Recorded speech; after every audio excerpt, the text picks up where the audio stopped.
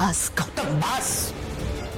तेरी इतनी औकात कि मेरी बहन को झूठा बोले? तू अपना बताना, तू क्या गिफ्ट लेके आया निठल्ले? 2 साल से अपनी इंसल्ट सह सह कर गौतम थक चुका था। उसने अवनी के रूड बिहेवियर को हमेशा नजरअंदाज किया था, लेकिन आज सरेआम इंसल्ट वो बर्दाश्त नहीं कर पाया। उसने अपना गिफ्ट बॉक्स उठाया और गायत्री देवी की ओर बढ़ा।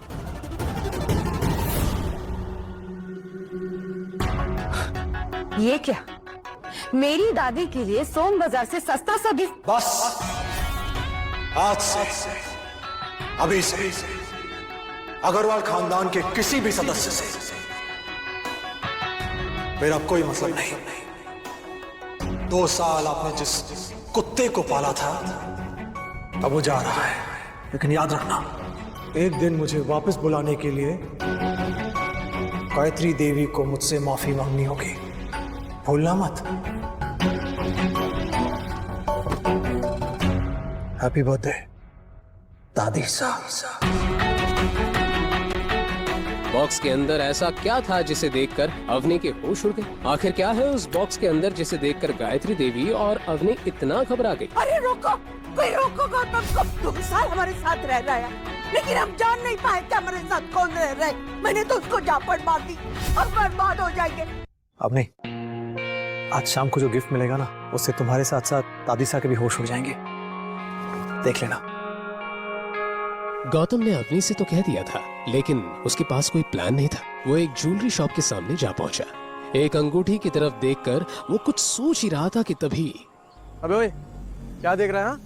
तू जानता है यहाँ के एक एक जेवर की कीमत 5 लाख रुपए शुरू होती है। देख रहा हूँ। देखने में पैसे लगते हैं क्या? अच्छा, तो मारने के भी पैसे नहीं लगते। आया समझ में? भागे रे। गार्ड ने आप देखा ना ताब और गौतम को धक्का दे दिया। जाना।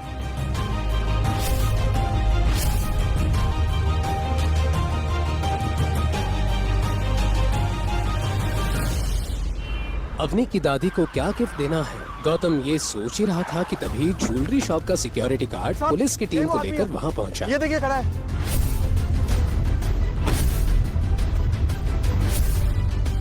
गिरफ्तार करो इस चोर को। क्या हुआ इंस्पेक्टर साहब?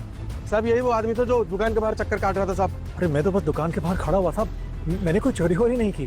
थाने चल, सब पता चल जाएगा। आंखें डंडे सब सच उगलवाने के काम आते हैं। सब सच आ जाएगा सामने कि तूने इतनी सी देर में चोरी करके अंगूठी किसे दे आया। अरे इंस्पेक्टर साहब, मैंने कुछ नहीं किया। इंस्पेक्टर साहब मेरी बात तो सुनिए। पुलिस वाले गौतम को उठाकर थाने ले गए। गौतम गिड़गिड़ाता रहा, मगर किसी ने उसकी एक ना सुनी। थाने पहुंचकर इंस्पेक्टर ने उसे लॉकअप में बंद कर दिया। मेरी बात सुनिए आप लोग। क्या है? मैं अपनी अग्रवाल का हस्बैंड हूँ। तो तू है वो अग्रवाल परिवार का निठल्ला घर जमाई जो अपनी अमीर बीवी को लुभाने के लिए चोरी की अंगूठी ले जा रहा था। मैंने इंस्पेक्टर साहब प्लीज आप तू रुक। आपको गलतफहमी हुई है, मैंने कुछ नहीं किया है। मैं सिर्फ दुकान के बाहर खड़ा हुआ था। आप पूछिए अपनी से, वो आपको सब बताइए। What? अब वो चोरी भी करने लग गया है। इंस्पेक्टर, आप उसे मारो पीटो, जो चाहे करना है करो, मैं उसे नहीं छुड़ाने वाली। समझ नहीं आ रहा था कि वो इस लॉकअप से कैसे निकलेगा। उधर इंस्पेक्टर भी उसकी एक भी बात सुनने को तैयार नहीं था और उसी से ज्वेलरी शॉप में चोरी हुई अंगूठी निकलवाने की जिद पर आ रहा था। इंस्पेक्टर एक मोटा डंडा लेकर गौतम को पीटने के लिए बढ़ा। तभी पीछे से एक कड़क आवाज आई, इंस्पेक्टर मारू। इंस्पेक्टर ने पलट कर देखा तो हैरान रह गया, वहाँ शहर का कमिश्नर खड़ा था। तुम्हारी हिम्मत कैसे हुई? अपनी वर्दी अपनी सर्विस से नफरत हो गई क्या तुम्हें? सर ये तो चोर है सर।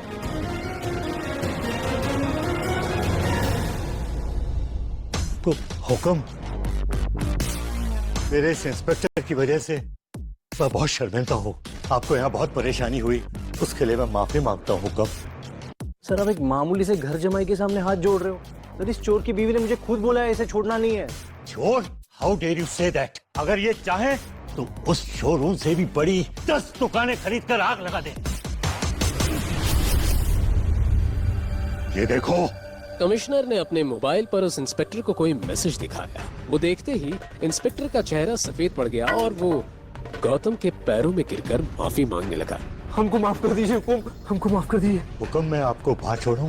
बस इतना ध्यान रखिए कि मेरी पहचान के बारे में किसी को पता ना चले। बड़ी बीवी को भी नहीं। जी। गौतम ये कहकर वहाँ से निकल गया। क्या है सच्चाई? क्यों कमिश्नर साहब तक उससे हुक्म कहकर उसके आगे गिड़गिड़ा रहे थे। आगे एक ऐसा राज खुलेगा जो आपकी होश उड़ा देगा। एक कार आकर रुकी, उसमें से एक बेहद बूढ़ा आदमी उतरा और उसने गौतम के हाथ में एक छोटा सा बॉक्स दिया। आखिर क्या था उस बॉक्स के अंदर और क्या है गौतम की असली पहचान? शाम होते ही महल में जश्न का माहौल बना, और क्यों ना हो, आखिर अवनी की दादी सा गायत्री देवी का जन्मदिन जो था, शहर के जाने माने लोग उनके इस जन्मदिन समारोह का हिस्सा बनने का मौका नहीं छोड़ना चाहते थे। देश भर से लोग उनके लिए महंगे महंगे गिफ्ट्स लेकर आए थे। थोड़ी देर बाद गौतम भी अवनी की दादी सा गायत्री देवी की बर्थडे वेन्यू पर पहुंचा। अवनी गौतम को पार्टी में एक्सपेक्ट नहीं कर रही थी। तुम किसने छुड़ाया तुम्हें पुलिस स्टेशन से? वहीं पड़े पड़े सड़ जाते ना तो अच्छा होता।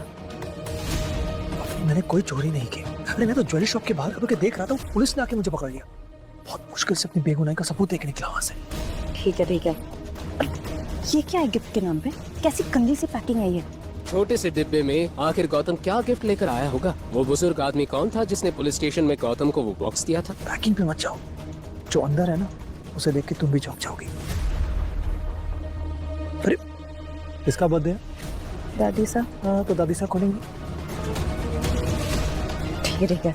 अच्छा सुनो, जब बाकी केस वहाँ जाके दादी सा को अपना गिफ्ट दे तो तुम चुपके से जाके वहाँ पे अपना बॉक्स रख देना, समझे? पता नहीं दादाजी ने किस जंग का बदला लिया मुझसे, तो तुम जैसे गरीब के साथ मुझ जैसे करोड़पति की शादी करा दी। हाँ तो पैसे है और ना तमीज। जाओ जाओ।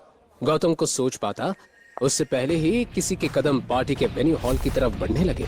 वो खूबसूरत लड़की चेहरे पर मुस्कान लिए एक बॉक्स के साथ गायत्री देवी की तरफ बढ़ने लगी। उसे देखते ही अवनी का चेहरा उतर गया। गिफ्ट बॉक्स से एक बहुत ही खूबसूरत और चमकदार नेक पीस निकला। ये गिफ्ट देने वाली लड़की कोई और नहीं बल्कि अवनी की कजिन सिस्टर शनाया थी। इतनी चमकदार हीरे तो मैंने अपनी 75 साल की उम्र में कभी नहीं देखे। इस घर की बाकी लड़कियों से तो कितनी स्मार्ट और समझदार है शनाया। गौतम ने अपनी वाइफ अवनी की ऐसी खुलेआम बेइज्जती होते हुए देखा।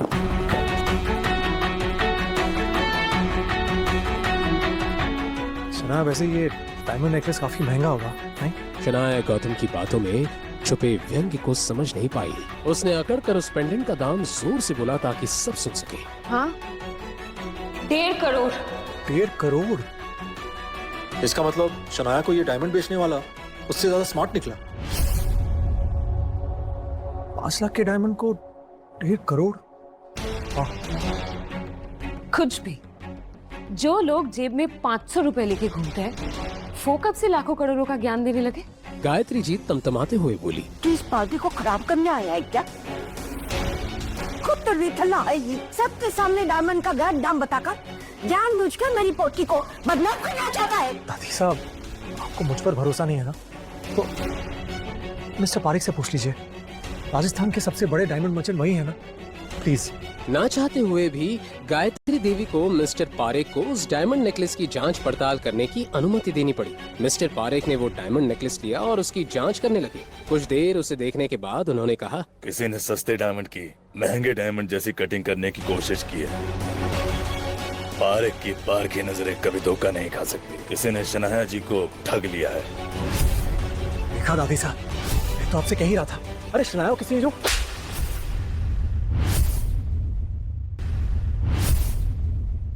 बस गौतम बस।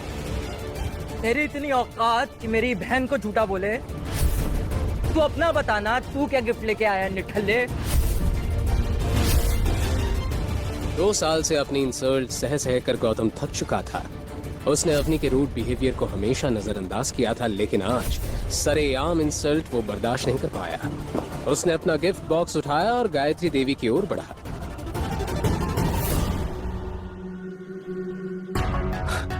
ये क्या? मेरी दादी के लिए सोम बाजार से सस्ता सा गिफ्ट? बस आज से, अभी से अग्रवाल खानदान के किसी भी सदस्य से मेरा कोई मतलब नहीं। 2 साल आपने जिस कुत्ते को पाला था अब वो जा रहा है, लेकिन याद रखना एक दिन मुझे वापस बुलाने के लिए गायत्री देवी को मुझसे माफी मांगनी होगी, भूलना मत। हैप्पी बर्थडे दादी साहब। बॉक्स के अंदर ऐसा क्या था जिसे देखकर अवनी के होश उड़ गए? आखिर क्या है उस बॉक्स के अंदर जिसे देखकर गायत्री देवी और अवनी इतना घबरा गई? अरे रोको, कोई रोको गौतम को। 2 साल हमारे साथ रह रहा है, लेकिन हम जान नहीं पाए कि हमारे साथ कौन रह रहा है। मैंने तो उसको झापड़ मार दी और बर्बाद हो जाएंगे।